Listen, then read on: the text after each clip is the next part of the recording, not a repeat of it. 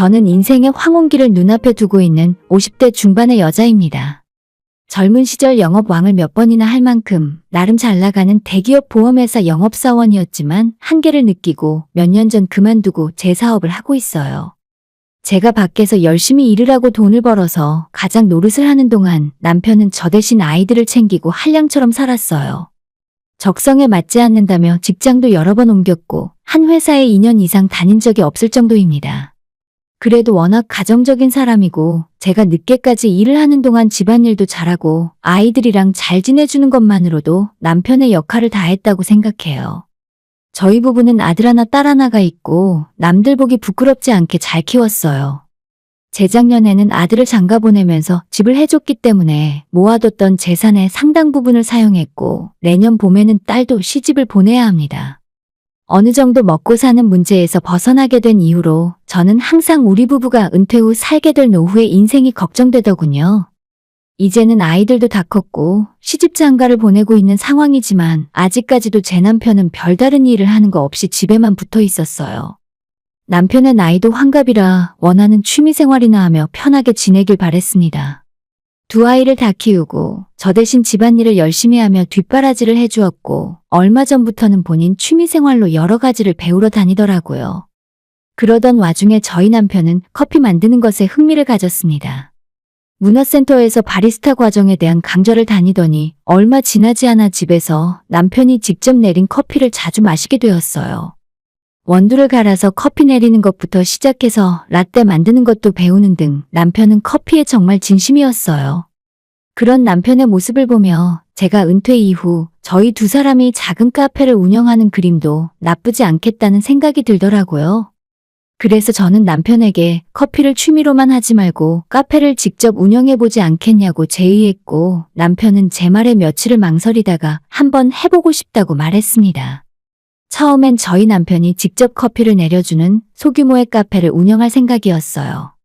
서울에서 그런 식으로 카페를 작게 운영하다가 몇 년 후에 제가 은퇴하고 나면 경치 좋은 지방으로 내려가서 그림 같은 작고 아담한 카페를 해볼 생각이었죠. 그래서 일단 집 근처 대로변에 남편이 혼자 운영할 만한 작은 사이즈의 가게 자리를 알아보러 다녔습니다. 하지만 저희의 생각과는 다르게 장사라는 게 시험삼아 적당히 해볼 만한 금액이 아니더라고요. 저와 남편의 생각으로는 보증금과 인테리어 비용, 집기까지 다 포함해서 5, 6천 정도면 오픈할 수 있을 것 같았습니다. 10평대 그리 크지 않은 평수로 중고기계와 인테리어에 큰 투자를 하지 않으면 그 정도 돈으로도 충분히 카페 창업을 해볼 수 있겠다 싶었어요. 하지만 실제로 부동산과 인테리어 업체, 중고 주방기기를 알아보러 다니다 보니 저희들의 생각과는 전혀 달랐습니다. 저는 카페에서 흔히 보는 테이블과 의자가 그렇게 비싼 물건인 줄 처음 알았어요. 게다가 카페 하던 자리를 인수받는 게 아니라 저희가 바닥과 내부 인테리어부터 다 돈을 들여야 했고 에어컨이나 온풍기 같은 곳에 돈을 써야 하는 줄도 처음 알았죠. 하루하루 알아갈수록 창업 견적은 하늘 높은 줄 모르고 올라가서 처음 생각했던 금액의 2배가 훨씬 넘게 들겠더라고요. 그래서 남편과 저는 생각을 고쳐먹었습니다. 저희가 아무것도 모르고 카페 장사를 너무 우습게 알고 덤비려고 했던 것 같았어요. 남편의 취미생활 겸 소소한 생활비 벌이 정도 하면서 카페 운영 경험이나 쌓으려고 시작했던 일이었는데 억대가 훌쩍 넘는 돈을 투자해야 한다니 이건 뭔가 아니다 싶었습니다. 저와 남편은 마음을 고쳐먹고 어차피 큰돈이 들어갈 거라면 돈을 제대로 벌 목적으로 해야겠다 싶어서 프랜차이즈를 알아보기 시작했어요. 기왕 하는 거 제대로 해야겠다고 마음을 먹고 누구나 이름 들으면 알만한 대형 브랜드에 가서 창업 문의를 했습니다. 그랬더니 그야말로 지방의 아파트 한 채 가격이 들겠더라고요. 남편과 저는 대형 회사 말고도 작은 금액으로 할 수 있는 프랜차이즈도 알아봤지만 역시나 창업 비용은 조금 저렴했지만 사후 지원이나 기대 수익이 많이 떨어졌습니다. 남편과 저는 석 달에 걸쳐서 고민을 많이 하고 자리도 알아보며 프랜차이즈 회사와 상담도 여러 번 받으면서 심사숙고를 하게 되었죠. 그리고 결국 가족들 모두의 의견을 수렴해 제대로 투자한 대형 브랜드 카페로 한번 해보자는 생각을 갖게 되었습니다. 창업 비용은 정말 상상을 초월했고 나름 재산을 많이 모아놨다 생각했지만 이게 망하면 저희 부부의 노후도 함께 흔들리겠구나 라는 생각이 들어 무서운 마음이 들기도 했죠. 하지만 상가 계약을 하고 인테리어 공사를 하는 걸 보기만 해도 남편이 원하는 카페를 차려준다는 생각에 기분이 좋아지더라고요. 그리고 대망의 오픈날 남편과 저는 방문해주신 손님들에게 감사의 서비스 쿠키도 나눠주면서 대박을 꿈꿨습니다. 장사는 걱정과는 다르게 정말 잘 되더라고요. 지하철역과 거리가 조금 있어서 걱정을 했지만 근처에 사무실도 많이 있었고 무엇보다 대학생들이 정말 많이 찾아와 주었습니다. 남편도 매일 출근해서 매장 관리를 하고 정말 열정을 다해 일하는 모습이었어요. 첫 한 달 매출을 확인해보니 이제 노후 걱정은 필요 없겠다 싶을 정도였죠. 이렇게 돈을 벌다가는 금방 투자금을 뽑고 이런 카페 두세 개를 지하철역 근처에 오픈하면 건물도 올릴 수 있을 것 같더라고요. 저희 남편이 사장이었지만 커피 내리는 일부터 마감 청소까지 모든 일을 다 했습니다. 매장이 규모가 있었기 때문에 직원도 여러 명을 쓰다 보니 사람 관리하는 것만 해도 쉽지 않은 일이었죠. 아르바이트로 하는 어린 친구들이 많다 보니 스케줄을 펑크 내는 일이 종종 있어서 남편이 그런 부분을 많이 힘들어했습니다. 가게를 나가지 않는 상황에서도 언제 사람이 부족하다는 연락이 와서 불려나갈지 몰랐습니다. 그러다 보니 남편은 어느덧 아침부터 저녁까지 하루 종일 가게에 붙어 있었어요. 쉬는 날도 제대로 없이 매장으로 출근을 했고 이제는 저보다도 더 많은 시간 일을 하더라고요. 그때부터는 저도 쉬는 날이 되면 종종 매장으로 달려가 남편을 도와주어야만 했습니다. 손님이 너무 많이 찾아오고 직원은 항상 부족했습니다. 새로 뽑아놓은 직원들도 일이 바쁘고 업무가 많다 보니 오래 버티지 못하더라고요. 저희는 둘이서 해결하는 게 너무 힘들어 본사에 문의를 했더니 일단 가게를 총괄 운영할 수 있는 매니저를 써보라는 말을 들었습니다. 우리 매장에는 오래된 고참 직원이 없으니 본사에서 직원을 한 명 파견해준다고 했어요. 그리고 며칠 후에 본사 소속 매니저라고 하는 30대 중반의 직원이 왔습니다. 나이에 비해 더 어려 보이고 키는 좀 작지만 사람 좋은 웃음을 짓는 상냥한 아가씨였어요. 카페에서 일한 경력이 10년도 넘고 아직 시집을 안 가서 그런지 애교도 있어 보이더라고요. 역시 경력이 오래된 전문가답게 일도 잘하고 아르바이트 직원들을 다루는 법도 달랐습니다. 사람들을 끌어당기는 매력이 있다고 해야 하나? 가게에 오는 손님들도 다들 좋아하고 직원들도 그녀를 잘 따랐습니다. 그녀가 온 뒤로 가게가 놀라울 정도로 안정되기 시작했습니다. 이전에는 남편이 시도 때도 없이 가게에서 전화를 받고 불려나갔었는데 이제는 두 부부가 마음 편히 휴일을 가질 수도 있을 정도더라고요. 이래서 경력이 오래된 고참 직원이 필요하구나 싶었어요. 다만 한 가지는 본사 직원에서 파견된 직원이다 보니 인건비가 너무 비싸서 어느 정도 가게가 자리를 잡으면 내부 직원 중에 매니저를 써야겠다는 생각이었습니다. 아무튼 가게가 안정이 되어가자 남편도 다시 활기를 되찾았어요. 저는 남편에게 우리가 카페를 앞으로 운영해 나가기 위해서는 당신이 저 친구에게 노하우를 많이 배워야 한다고 말했어요. 그날 이후로 남편은 매니저를 많이 따라다니며 물어보고 두 사람은 많은 대화를 나누게 되었습니다. 저도 매장에 나가 도와줄 필요가 없어졌으니 제 본업에 집중할 수 있었죠. 처음에는 남편이 열심히 하는 모습이 보기 좋더라고요. 하지만 그것도 하루 이틀이지 날이면 날마다 저한테 매장 이야기만 하고 매니저랑 있었던 일에 대한 이야기만 하니까 들어주는 것도 고역이었죠. 물론 저희 부부에게 카페가 정말 중요한 건 맞지만 저는 저대로 제 일을 하면서 힘든 부분도 있고 바깥 생활을 하며 피곤한 부분도 있는데 집에 오면 카페 이야기만 하는 것이 어느 순간 짜증이 나더라고요. 이제 카페는 당신이 알아서 운영하고 나는 내 일에 집중하고 싶어. 남편은 알겠다고 하면서도 내심 서운한 기색이었습니다. 저는 그날 이후로 카페 매장에는 잘 나가지 않게 되었고 예전처럼 쉬는 날이 되면 제가 좋아하는 책을 읽으며 쉬거나 친구들을 만날 수도 있었습니다. 하지만 제 돈을 투자해서 차린 만큼 카페를 전적으로 남편에게 맡겨둔 건 아니었어요. 제 본업을 살려서 카페의 자금 운용이나 세금 문제 같이 서류상으로 필요한 작업들은 제가 대신 해주기도 했고 정말 급한 일이 있을 땐 제가 매장으로 나가는 일도 있었어요. 하지만 점점 매장 운영 자체를 매니저와 남편이 알아서 하게 되었고 매출도 나쁘지 않았기에 이대로 가면 되겠다 싶었어요. 남편은 카페에 있는 시간이 점점 길어졌고 제가 퇴근하고 집에 돌아올 때까지 남편이 집에 와 있지 않았습니다. 보통 11시쯤 출근해서 점심 피크타임 장사를 하고 마감까지 매장에 있는 것 같았어요. 저는 남편에게 나이도 있는데 너무 무리하는 거 아니냐며 마감은 매니저를 시키라고 했지만 자기가 열심히 해야 직원들이 열심히 한다며 한사코 본인이 나가더라고요. 그러던 어느 날 남편은 카페 직원들과 마감 끝나고 회식을 하고 늦게 들어온다 했어요. 회식이니 저도 같이 참석하겠다 했지만 남편은 저보고 술도 못 마시고 피곤할 텐데 굳이 그럴 필요 없다며 자기만 갔다가 일찍 들어오겠다 했습니다.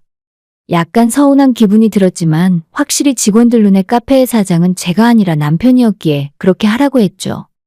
10시에 영업 마감을 하고 늦은 시간에 직원들과 시작한 회식 자리는 밤늦게까지 이어졌고 걱정되는 마음에 남편에게 전화를 했더니 한참 있다 매니저가 남편의 전화를 대신 받더라고요. 사장님이 많이 취하셨다고 이제 택시를 태워 보내겠다는 말을 하고 있었는데 그 뒤로 제 남편의 꼬부라진 목소리가 들렸습니다. 우리 박 매니저, 내가 평소에 얼마나 사랑하는지 알지? 어디 가지 말고 계속 내 옆에 있어줘야 해.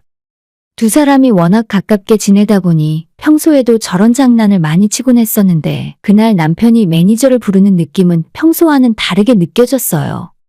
저는 애써 태연한 척을 하며 매니저에게 거기가 어디냐고 차라리 내가 남편을 데리러 가겠다고 했습니다. 택시를 잡아 타고 도착한 곳은 개별룸으로 이루어진 술집이었어요. 그곳에 만취한 남편과 매니저 단둘이 있었습니다. 뭔가 오해하기 딱 좋은 모습이었지만 매니저의 설명으로는 다른 친구들은 1차가 끝나고 일찍 돌아갔고 제 남편이 너무 기분이 좋아서 두 사람이 따로 간단하게 한 잔 더 하고 있었을 뿐이라 하더라고요. 저는 남편에게 무슨 술을 그렇게 먹었냐고 잔소리를 좀 하고 집으로 데려왔습니다.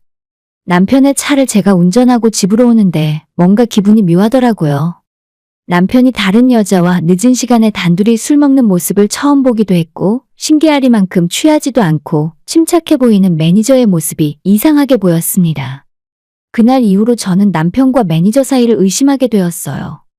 둘은 나이 차이도 20살이 넘게 차이 났고 젊고 능력 있는 매니저가 저희 남편 같은 아저씨를 만날 리도 없다고 생각했지만 그래도 생각은 자꾸 그쪽으로 흘러갔습니다. 하지만 물증도 없고 제가 매장에 붙어있는 시간도 별로 없으니 그저 머릿속으로 안 좋은 생각만 점점 커져가고 있었습니다. 그러던 어느 날 남편은 마감을 하고 조금 늦게 들어온다 하더라고요.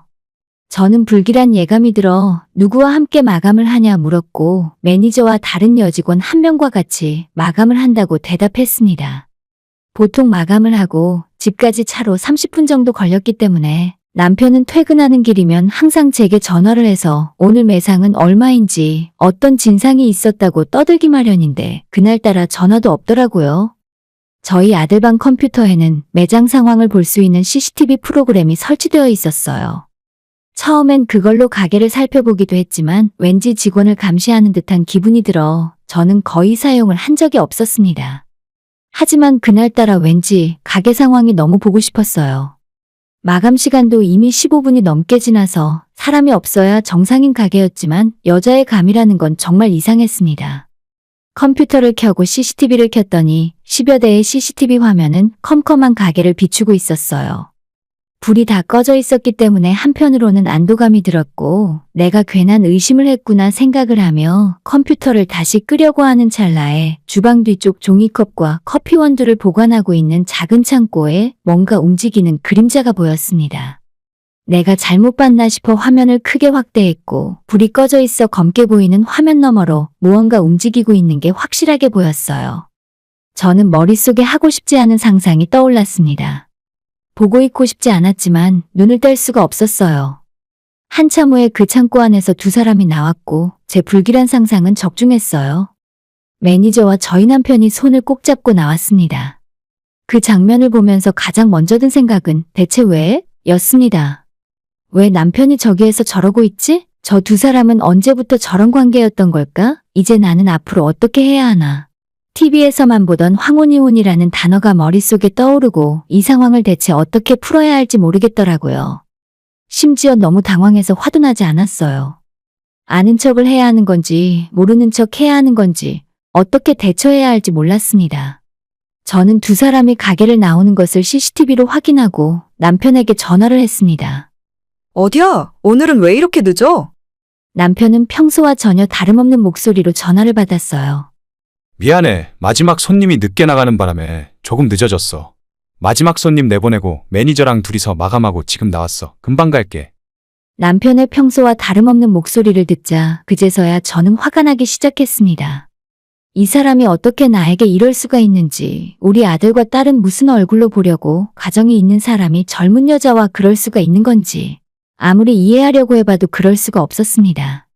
저도 오랜 시간 사회생활을 하며 수많은 유혹도 있었지만 하늘의 맹세코 단 한 번도 선을 넘어본 적이 없었습니다. 그것이 아내로서의 도리이자 아이들의 엄마로 떳떳하게 설 수 있는 이유였어요. 그러나 제 남편은 너무나도 쉽고 태연하게 다른 여자와 바람을 피우고 있었습니다. 눈 하나 깜짝하지 않고 제게 뻔뻔하게 거짓말까지 해가면서요. 저는 남편이 돌아오기를 기다렸다가 집에 들어오자 참지 못하고 단도직입적으로 물어봤어요. 당신 매니저랑 대체 무슨 사이야? 제 말에 남편은 황당한 소리를 다 듣겠다는 표정으로 매니저가 매니저지. 무슨 소리야? 그런 말은 또 처음 들어보네. 적당하게 말을 돌리려 했지만 저는 넘어갈 생각이 없었습니다. 나 방금 CCTV 다 봤어. 사실대로 이야기해. 그 말에 남편은 발끈하고 화를 내더라고요. 아니, 그건 뭐하러 봤는데? 당신 진짜 내가 바람이라도 핀다고 오해하는 거야? 저는 끝까지 발뺌하는 남편에게 오만정이 다 떨어졌어요. 사실 방금 당신이 매니저랑 창고에서 무슨 일을 하고 있었는지 다 보고 있었어. 남편은 무슨 일은 무슨 일이냐고 그런 거 없다며 안방으로 들어가려고 했습니다. 저는 그런 남편을 붙잡아서 당신 같은 사람과 한 집에서 살고 싶지 않다고 했어요. 당장 내 집에서 나가라고 했더니 남편도 더 이상은 변명하지 않았습니다. 다만 이 상황에서도 제게 미안하다고 사과하거나 울면서 빌지 않았어요. 오히려 제게 뻔뻔한 얼굴로 그래서 이제 어쩔 건데? 다 늙어서 나랑 이혼하기라도 할 거야? 우리 애들한테 다 말할 생각이니? 자기가 뭘 잘했는지 모르겠지만 더 당당하게 굴더라고요. 저는 지금 상황에서 남편과 함께 살고 싶지도 않고 이혼하는 것도 전혀 문제가 될 것 같지 않았지만 도저히 아이들에게 이 사실을 그대로 말할 용기가 나질 않았습니다. 아이들에게 너희 아빠가 젊은 여자와 바람이 나서 부모님들이 이혼한다는 말을 도저히 제 입으로는 할 수가 없겠더라고요. 오히려 제가 남편을 붙들고 대체 왜 그랬어야 했냐고 말하며 눈물을 터뜨렸고 남편은 전혀 반성하는 표정 없이 제가 하고 싶은 대로 맘대로 하라더군요.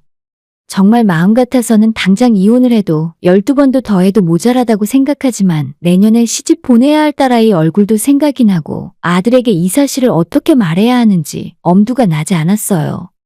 며칠 동안 혼자서 끙끙 앓고 있었더니 제 딸이 대체 무슨 일이냐며 묻더라고요.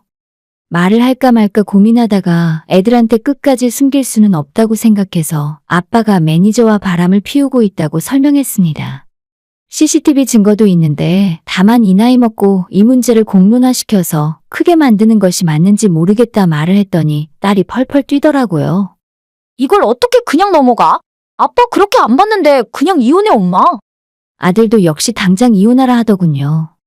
저 하나를 속인 것이 아니라 우리 식구 전체를 배신한 거나 다름없다면서 앞으로 안 보고 살아도 상관없다 했습니다. 아들, 딸 응원에 힘을 얻어 저는 고민 끝에 카페를 처분하기로 결정했어요. 가게는 매물로 내놓았고 남편과 매니저에게는 바람 피운 대가로 상간녀 소송을 진행했습니다. 주변에 소문나는 것이 제게는 두려운 일이었지만 아이들 덕분에 용기를 낼 수 있었어요. 제가 카페를 매물로 내놓자 본사에서는 매출 잘 나오고 앞으로도 큰 문제 없을 매장인데 의아해하더라고요. 그래서 본사에 남편과 매니저를 상간녀 소송 진행 중이라 밝혔고 매니저는 며칠 후 해고되었다는 소리를 들었습니다. 두 사람에게 전혀 사과도 받은 적 없고 남편도 이혼하자고 하니 집을 나가서 제 연락도 받지 않고 잠적한 상태예요. 저는 상간녀 소송을 걸고 남편에게 이혼하자고 하면 두 인간들이 제 앞에서 울고불고 눈물을 흘릴 줄 알았는데 현실은 드라마같이 시원하지 않은 것 같습니다. 제게 사과도 없고 법원에서 판결 날 때까지 숨고 도망칠 생각인가 봐요. 변호사 말대로 이혼하는 마당에 위자료까지 톡톡히 쳐서 전부 받아낼 생각이고 두 사람 눈에서 피눈물 나는 모습을 꼭 보고 말 거예요. 적당히 합의하거나 선처해줄 생각도 없고 이제 와서 싹싹 빌어도 늦었어요. 다신 우리 아이들 앞에 아버지로 있을 수 없을 겁니다. 후기입니다. 사연 보내고 이틀 만에 남편에게 연락이 왔네요. 두 사람은 이미 헤어졌고 불장난은 끝났으니 용서해달라더군요. 그 매니저라는 젊은 여자가 보기에 저희 남편이 큰 카페도 갖고 있고 외제차도 타고 다녔으니 돈이 많아 보였나 봅니다. 남편은 차에 넣는 기름 하나도 제 카드로 하던 사람이었는데 말이죠. 돈이 없는 알거지라는 걸 뒤늦게 깨달았고 이젠 상간녀 소송 당해서 위자료까지 물어주게 생겼으니 뒤도 안 돌아보고 헤어졌나 봐요. 한순간의 불장난이었다고 애들을 봐서라도 이젠 용서해달라고 하길래 더 이상 할 말 없으니 법대로 하자 말하고 전화 끊었습니다. 시아버지는 돌아가셨고 80 넘은 시모가 계시는데 앞으로 남편은 돈 한 푼 없이 시어머니 모시고 살면 되겠네요. 평생 집에서 한량으로 살다가 젊은 아가씨들한테 사장소리 듣고 다니니까 자기가 뭐라도 된 줄 알았나 봐요. 저와 우리 아이들은 절대 용서할 생각 없고 모든 일은 끝까지 법적 절차대로 처리할 겁니다. 괜히 전화해서 눈물 콧물 짜며 싹싹 빌 시간에 빨리 위자료나 준비해두는 것이 상책 아닐까 싶네요.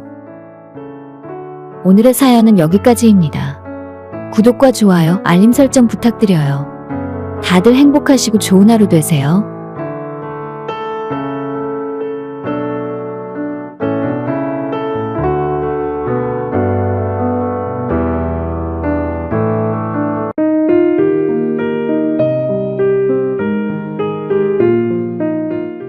저는 50대가 훌쩍 넘은 아줌마입니다. 제 하나뿐인 소중한 딸을 얼마 전 시집 보내고 이제는 남편과 둘이 살고 있어요. 딸 시집 보내면서 이런저런 많은 생각이 드는데 그중에 가장 어이없고 황당했던 사건 하나를 사연으로 보내기로 마음을 먹었어요. 지금은 그 사건 때문에 시댁 식구들과 의절하고 서로 안 보고 사는 중이지만 20대 아무것도 모르는 상태로 시집와서 시집살이를 정말 많이 당했어요. 요즘은 세상이 많이 좋아져서 시집살이 없어졌다지만 제 나이 또래는 이런저런 시집살이 당했던 분들이 많을 거라고 생각합니다. 저도 어디 가서 이야기하면 남들 못지않게 다양한 시집살이를 당했어요. 결혼하기 전 지금은 부도 나서 없어진 대기업에서 일을 하고 있었습니다. 상고를 나와 말단 사무직이었지만 못났다는 소리는 들어본 적 없는 외모라서 주변에서 저 좋다고 만나자는 남자들도 많이 있었어요.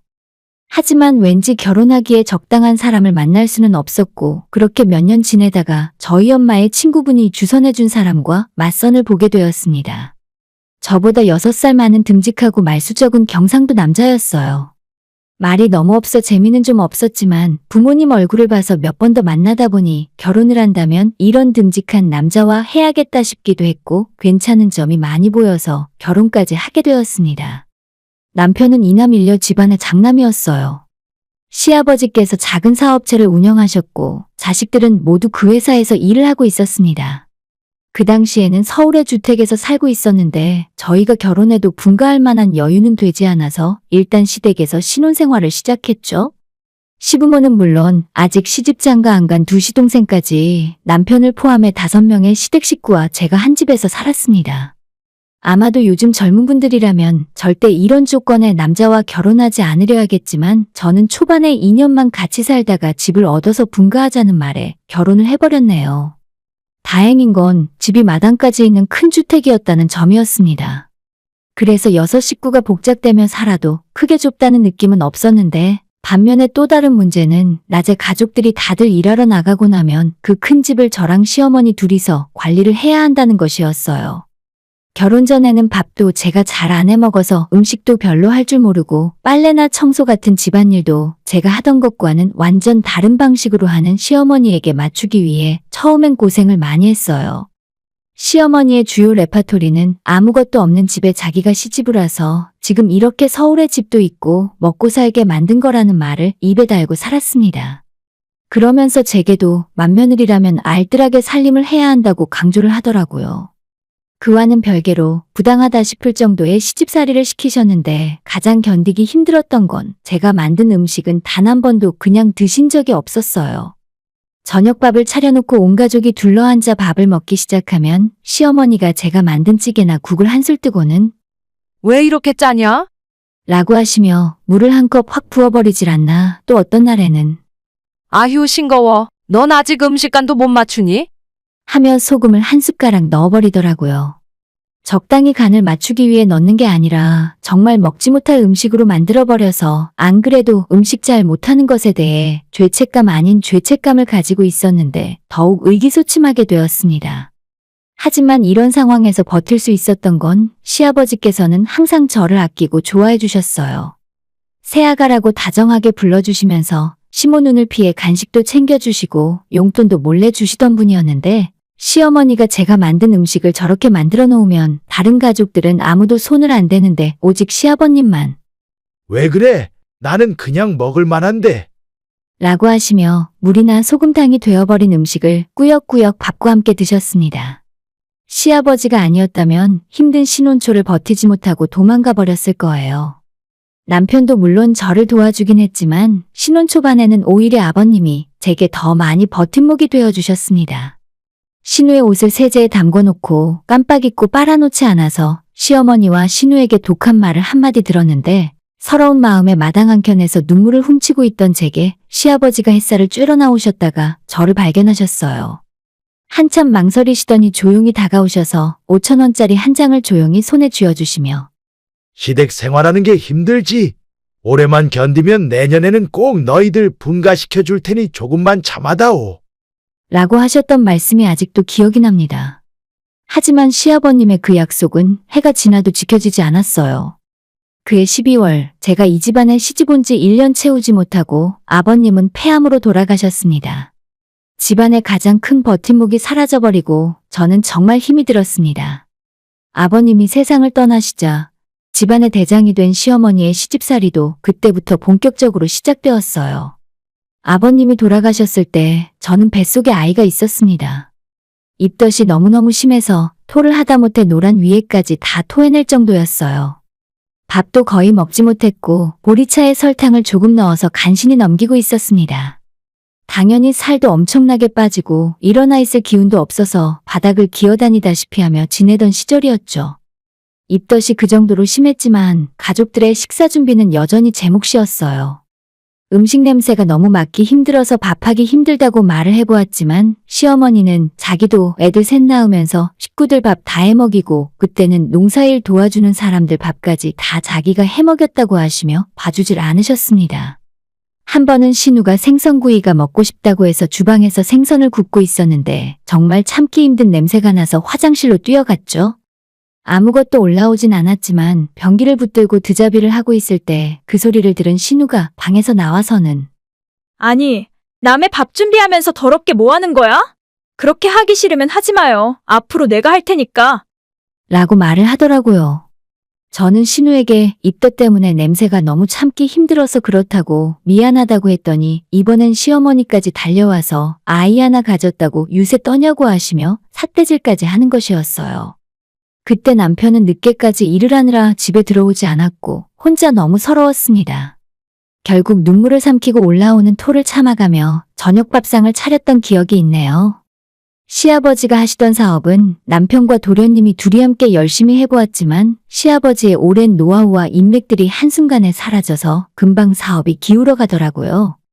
기존 거래처들에서도 시아버지가 돌아가신 후 새로운 거래를 하지 않는 곳도 많았고 결국 얼마 가지 못하고 사업을 그만두게 되었어요.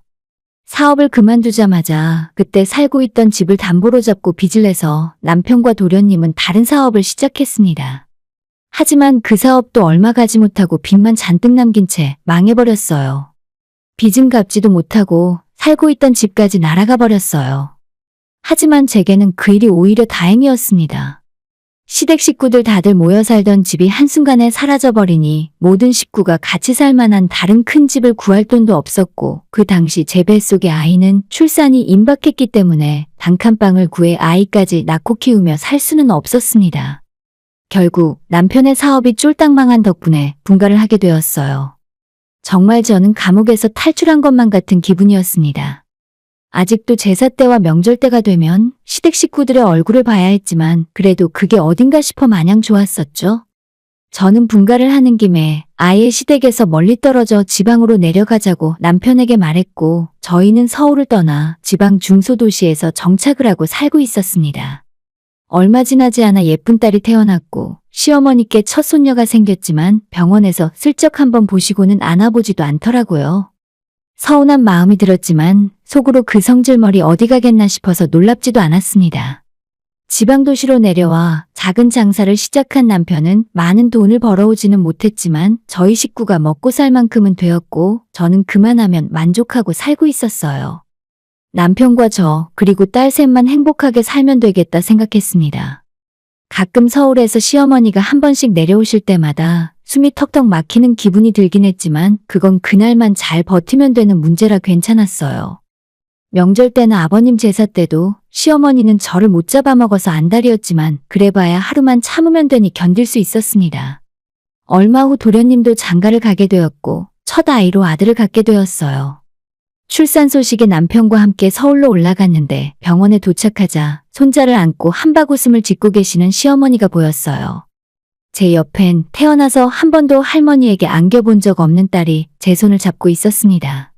시어머니가 그런 표정으로 환하게 웃는 건 그날 처음 봤습니다. 애초에 기대도 안 했지만 그 모습을 보자마자 정이 확 떨어지더라고요. 집에서 자고 내려가라는 서방님과 동서의 말에도 저는 남편을 재촉해서 그날 바로 내려왔어요. 몇 년 후에 신우도 시집을 가서 첫 아이로 아들을 낳더라고요. 그 이후로 저는 집안에서 아들도 못 낳는 모자란 사람이 되었습니다. 시어머니가 친척들이 모인 자리에서는 항상 말씀하셨어요. 맏며느리가 아들을 못 낳아서 어쩌냐고 둘째 며느리 아니었으면 집안의 대를 끊어버렸을 거라며 제가 듣던 안 듣던 그런 말씀을 하셨습니다. 사실 제가 둘째를 가질 생각을 해보지 않은 것도 아닙니다. 첫째를 가졌을 때 입덧이 너무 심한 것에 부담이 느껴지기도 했고 저희 부부도 나름 노력을 해봤지만 아이가 들어서지 않았어요. 저는 정말 딸 하나만으로 모든 걸 가졌다고 생각했기 때문에 아들 있는 집이 부럽다고 생각을 해본 적은 없었고 둘째를 가지지 않더라도 저는 상관없었어요. 그렇게 해를 몇 년을 넘기고 저희 부부도 나이가 들어 둘째는 자연스레 포기하게 되었습니다. 시댁 온 가족이 다 모여도 저희 집에만 아들이 없다는 것에 대해 아무렇지 않았지만 시어머니께서 손자들에 대한 태도와 제 딸에 대한 태도가 너무나도 티나게 차별하며 다르게 하시는 것은 서럽더라고요. 설날에 세배를 해도 나이가 가장 많은 제 딸은 세뱃돈으로 1,000원을 주고 동선의 아들과 제일 나중에 도착하는 신우의 어린 아들에게는 10,000원씩 들려주었습니다. 설 연휴 마지막 날 서울에서 집으로 내려오는 차 안에서 딸이 묻더라고요. 근데 엄마, 왜 나만 세뱃돈이 1,000원이야? 아이의 말에 뭐라 대답을 해줘야 할지 엄마로서 할 말이 없었습니다. 서러움이 다시 올라오고 아이에게 괜히 미안한 마음이 들어 눈물이 날 것 같았어요. 제가 울 것 같은 얼굴을 하고 있자 남편이 재빨리 나서서 동생들이 부러워할까봐 우리 딸 세뱃돈은 할머니가 아빠한테 맡겨놨어. 아빠가 동생들 없을 때 주려고 갖고 있었지. 하면서 자기 지갑에서 10,000원짜리를 꺼내주는 일도 있었습니다. 다행히 그때는 저희 딸이 어렸기 때문에 얼굴이 금세 밝아졌지만 제 마음엔 커다란 상처로 남았던 일이에요. 하지만 정말 저희 가족 모두의 마음에 씻을 수 없는 상처가 되는 일이 몇 년 후 우리 아이 초등학교 다니던 추석 때 생기게 되었습니다. 서울 어머님 댁에서 아침 일찍 차례를 지내고 다들 늘어져 있는 오후였어요. 남편과 저는 밥 먹은 것도 소화시키고 오랜만에 서울에 올라오기도 해서 딸아이를 사촌 동생들과 집에서 놀게 해두고 시댁 근처 산으로 산책을 나갔어요. 지금 생각해봐도 정말 그랬으면 안 됐는데 살면서 가장 후회되는 일입니다. 3시간 정도의 외출을 마치고 집에 들어왔는데 저희 아이가 거실 한복판에 우두커니 서서 펑펑 울고 있었습니다. 저는 순간 눈이 돌아서 아이를 끌어안고 무슨 일이냐고 물었고 제 물음에 시어머니가 대신 대답을 하더라고요. 제가 내 방에 들락날락한 뒤로 내 금귀걸이랑 가락지가 몽땅 없어졌다. 저 년이 누굴 닮았는지 손버릇이 아주 고약한 년이야. 너가 아니면 내 방에 들어온 사람이 없는데 빨리 어디에 숨겼는지 얘기 안 할래? 라고 제 딸에게 호통을 치더라고요. 아니 아무리 물건이 없어졌어도 자초지종도 제대로 묻지 않고 10살짜리 어린애 몸수세까지 하고 있는 게 말이나 되는 일입니까? 저는 시어머니에게 우리 딸이 가져간 증거 있냐고 소리를 질렀고 시어머니도 그런 제게 똑같은 도둑년이라고 너가 애한테 시켜서 귀금속을 훔쳤다고 하더라고요. 남편은 조용히 아무 말 없이 저와 아이의 겉옷을 챙겨들고 빨리 집에 내려가게 짐을 챙기라고 했습니다. 그때는 어머님에게 아무 말도 하지 않는 남편이 너무 답답했어요. 울고 있는 제 아이를 감싸주지 않았던 다른 시댁 식구들도 정말 한 대 치고 싶었습니다. 신운의 가족과 서방님 동서 정말 누구 하나 할 거 없이 이 아이의 편이 되어 이건 잘못된 일이라고 막아주는 사람이 하나 없더라고요. 아이는 너무 놀라 거의 경기를 일으킬 정도로 울고 있었고 그런 아이를 남편이 들쳐업고 시댁을 나오려 했습니다. 나가려고 하는 저희 가족에게 시어머니는 악담을 멈추지 않았어요. 도둑년들이라고 자기 귀걸이 빨리 내놓으라는 말을 저희 뒤통수에 끊임없이 했습니다. 노망이 난 것이라면 이해라도 하겠지만 그러기엔 너무 정정했거든요. 시집살이를 시키고 싶으면 저에게만 하면 될 텐데 왜 제 딸아이까지 엄마를 잘못 만나 이런 수모를 당해야 하나 싶었죠. 남편은 짐을 챙겨들고 시댁을 나오기 전에 어머님에게 말했습니다. 저희 집은 앞으로 명절이나 제사에 오지 않습니다. 앞으로는 아들이라고 부르지도 말고 찾지도 마세요. 라고 말하고 문을 닫고 나왔습니다. 집으로 내려오는 차 안에서 딸은 울다가 지쳐서 잠이 들었고 저와 남편도 한마디도 하지 않았어요. 집으로 돌아와 아이를 눕혀놓고 남편은 우리 인생에 더 이상 시댁은 없는 거라고 다신 볼 일 없을 테니까 우리끼리 속 편히 살자 하더군요. 다음 날이 되어 동서가 제게 전화를 걸어왔어요.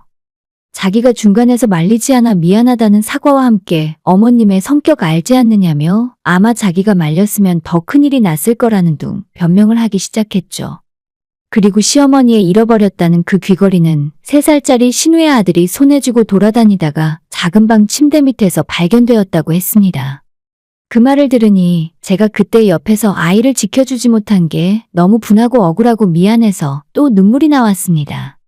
그리고는 정말로 남편의 말대로 그 뒤로 단 한 번도 집안 명절과 행사에 참석한 적도 없고 시어머니가 먼저 전화를 해도 연락을 받지 않았어요.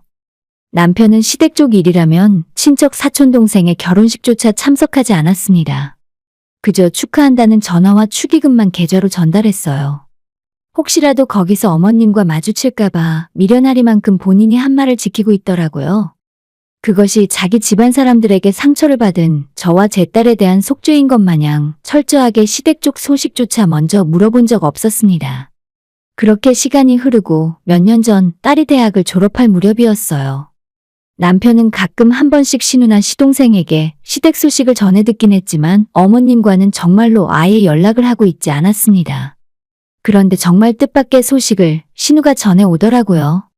어머니가 몇 년 전부터 치매 조짐이 있었는데 요즘 들어서 그게 많이 심해졌다며 어머님 특유의 성질머리 때문에 너무 모시기가 힘들어서 요양병원에 모시려고 해도 자기를 내다버리는 거냐고 하도 화를 내시는 통에 이러지도 저러지도 못하고 있다 하는 겁니다.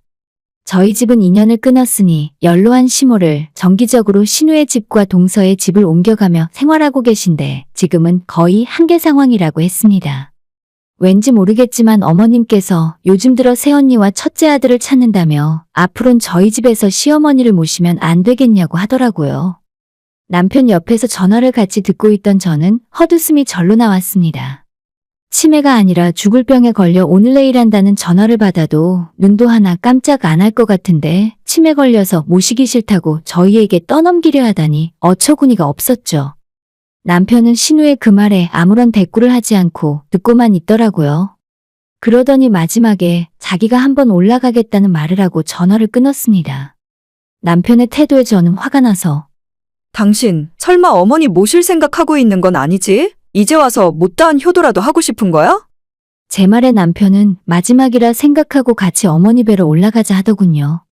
저는 안 갈 거라고 버텼지만 남편이 꼭 같이 가자고 부탁을 해서 어쩔 수 없이 함께 집을 나섰어요.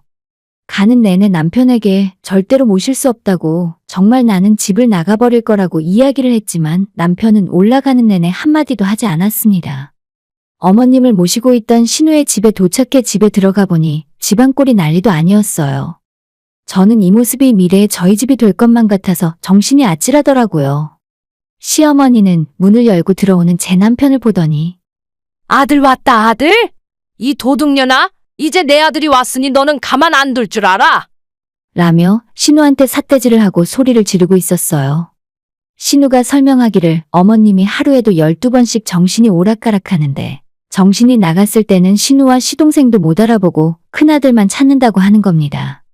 다른 가족들에게는 전부 도둑놈 도둑년이라며 훔쳐간 자기 물건 내놓으라고 하루 종일 소리를 지른다네요. 멀쩡할 때나 오락가락할 때나 정말 한결같은 밉상 노인네였습니다. 남편은 그런 시어머니에게 다가가 손을 잡고 안정을 시켜주었어요. 저는 남편이 당장이라도 집으로 모시고 가자 할까봐 걱정이 되었습니다. 시간이 좀 지나자 시어머니는 눈빛도 돌아오고 약간 정신이 돌아온 것만 같았어요. 저를 알아보고는 별다른 말도 없으셨고 손을 잡고 있는 남편에게는 왔냐? 라고 한마디 하시더라고요. 남편은 어머니의 손을 꼭 잡고 말을 하기 시작했습니다. 어머니, 저는 그날 그때 저희 가족에게 어머니의 존재를 지웠어요. 다시 연락하지 말라고 했지만 치매가 걸리셨다고 하길래 제 이야기를 알아들으실 수 있을 때 꼭 말씀드리고 싶은 게 있어서 찾아왔어요. 어머니 지금 벌 받는 거예요. 손녀딸과 며느리 마음에 대못 박아두고 편하게 사실 수 있을 것 같았어요. 앞으로 저와 제 가족들 찾지도 말고 잊어버리세요. 라고 말하더니 자리에서 일어났습니다. 그 길로 뒤도 안 돌아보고 신우에게 너도 앞으로는 우리한테 연락하지 마라. 라고 말했고 저는 시어머니에게 마지막으로 꾸벅 인사하고는 남편을 따라 나섰어요. 제가 직접 시어머니에게 하고 싶은 말은 못했지만 속이 다 시원했습니다. 그렇게 남편이 2년 끊자 말을 하고 내려온 뒤 지금까지 시댁 쪽에선 어떠한 연락도 없네요. 이 정도로 세게 이야기했으니 아마 시어머니가 돌아가신 후에야 연락이 올 것만 같습니다. 가족과 인연을 끊고 산다는 것이 돌아가신 시아버님에겐 가끔 미안할 때가 있어요. 하지만 남편이 이렇게 해주지 않았다면 저는 맨정신으로 가정을 유지하고 살 수 있었을지 장담할 수 없더라고요. 저는 아들이 없으니 시집살이를 시킬 기회조차 없지만 이번에 새로 생긴 아들 같은 사위에게 정말 잘해주려고 노력해요. 서로 서운한 거 없고 아쉬운 거 없게 나중에 제가 늙어서 딸과 사위와 앞으로 태어날 손자 손녀들에게 부끄러움 없는 할머니가 되고 싶거든요. 정신이 오락가락하는 시어머니가 요즘도 큰아들 큰며느리를 찾고 있는지는 모르겠지만 그렇다고 해도 다시 찾아갈 생각은 없습니다. 늙고 병들어서 작아진 어머님의 모습을 보며 놀라긴 했지만 다 젊었을 때 지은 죄에 대한 업보라는 생각이 들어요. 일찍 인연을 끊을 결심을 해서 가정을 지켜준 남편에게 참 고맙고 어릴 적 받은 큰 충격 때문에 트라우마가 남았을지도 모르는데 극복하고 시집가서 잘 살고 있는 딸에게도 고맙습니다. 누구나 며느리 입장이 될 수도 있고 나이 먹으면 시어머니 입장이 될 수도 있겠지만 제발 마음에 평생 가는 대못을 박지 않았으면 좋겠어요. 남한테 상처를 남기면 그게 나중에는 본인에게 돌아오는 것 같더라고요. 오늘의 사연은 여기까지입니다. 구독과 좋아요, 알림 설정 부탁드려요. 다들 행복하시고 좋은 하루 되세요.